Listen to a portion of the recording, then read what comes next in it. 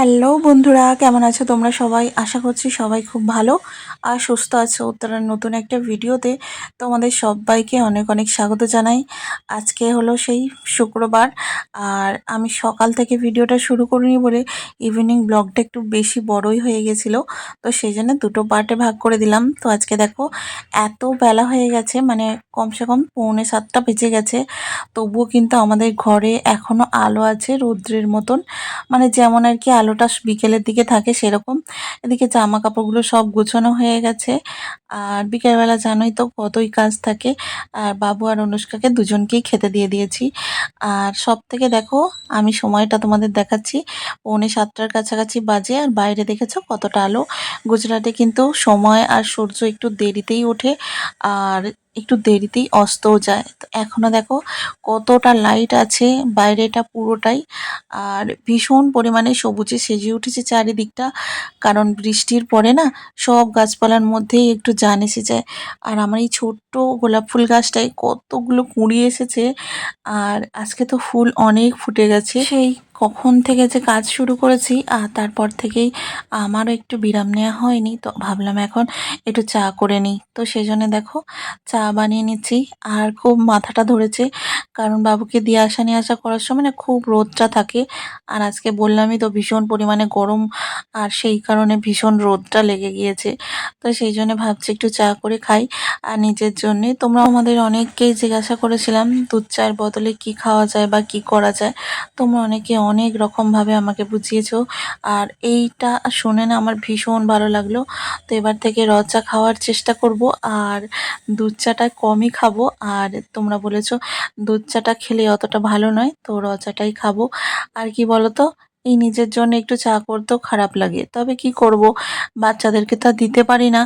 আর আমি এখানে দেখো নিজের মতন একা একা গান করছি আর আর কি চাটা বানাচ্ছি, কারণ কিনা বাচ্চাদেরকে খেতে দিয়েছি, টিভিটা কোনো কারণে কি হয়েছে জানি না একেবারে চলছে না, আর আমার সেই থেকে না বাচ্চাদেরকেও মানে সেইভাবে টিভি দেখানো হচ্ছে না। তো বর্ষাকালে জানোই তো এত পরিমাণে বর্ষায় ইলেকট্রনিক যে কোনো জিনিসই খারাপ হয়ে যায়, তো আমার টিভিটাও ওরকম অবস্থা হয়েছে, জানি না কবে ঠিক হবে।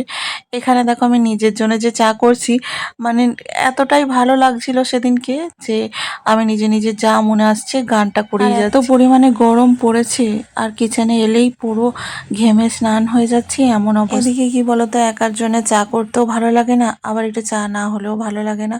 তো এদিকে দেখো চাটা হয়েই গেছে। আর প্রত্যেক দিন কি বলতো, আমি চায়েতে একটু আদা আর একটু এলাচ দিয়ে দিই, তাতে চায়ের সেন্টটাও ভালো আসে আর খেতেও দারুণ লাগে।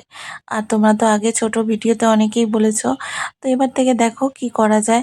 আর আমি ভাবছি গ্রিন টি খাওয়া শুরু করব, তবে গ্রিন টিটা একবার এনেছিলাম বাড়িতে, এত পরিমাণে তেতো, মানে খেতেই পারছি না এমন অবস্থা। মনে হয় সারাদিন কাজের পরে ওই গ্রিন টিটা খাবো, তো সেই জন্য খাওয়ার হয়নি। এদিকে দেখো কত কাজই আমার এই কথা বলতে বলতে হয়ে গেল। আবার এখন এসেছি একটু টোস্ট আর বিস্কিট একসাথে নিতে। আমি বেশিরভাগ পরিমাণে টোস্টই খাই, বিস্কিটটা খুব কম খাই। আর এই গ্রিন টিটা নিয়ে এসে একবার দুটো পুরো প্যাকেট নিয়ে এসেছি এক্সাইটেড হয়ে, তো গ্রিন টির পুরোটা নষ্ট হয়েছিল।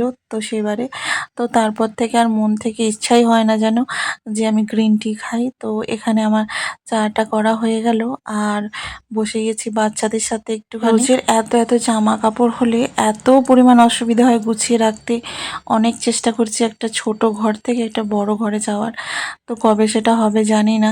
তো বড় ঘরে না গেলে আরও একটা আলমারি কেনাও যাবে না, রাখার সেরকম জায়গা নেই। এদিকে দেখো বাবু আর অনুষ্কা দুজনেই পড়তে বসে গিয়েছে, আর এই এতটাই টায়ার্ড হয়ে গিয়েছে এখনো পর্যন্ত, মানে উঠে যে লিখবে সেটাও করছে না, এখন শুয়ে শুয়ে লিখছে, কারণ এত পরিমাণে ওকে হোমওয়ার্ক দিয়েছে যে কি বলবো তোমাদেরকে পরে দেখাচ্ছি। আর দেখতেই পাচ্ছ এই ঘরের মধ্যে আর একটা আলমারি রাখার কোনো জায়গা নেই, আর যত বড় খাট হবে কি বলতো একটা ঘরের অনেকটা জায়গা কিন্তু নিয়ে নেয়, তো সেই জন্য সেখানে আরও একটা আলমারি রাখার মতো জায়গা নেই, আর হল ঘরে তো একদম নেই। আর এই যে দেখো বাবু কত সুন্দর লিখেছে সেটাই তোমাদেরকে দেখাচ্ছে। আর ওই ঘরে কি বলতো সব থেকে জরুরি এখন একটা অনুষ্কার জন্য পড়ার বইয়ের টেবিল বা পড়ার বইয়ের যে বসে পড়বে সেই একটা কিনে দেওয়ার খুব ইচ্ছা, তবে এতটা ছোট জায়গা যে সেখানে এখানে রাখার মতনও জায়গা নেই। এখানে অনুষ্কা আমাকে অনেকক্ষণ থেকে বলছে যে মা তুমি একটু সাজো না, মানে বিকেল হয়ে গেছে তুমি একটু সাজো। তো আমি বলছি আর সেজে কি করবো, এখন তো কোথাও যাবো না। তো সেই জন্যে এদিকে অনুষ্কা দেখো সন্ধ্যা দিয়ে দিচ্ছে।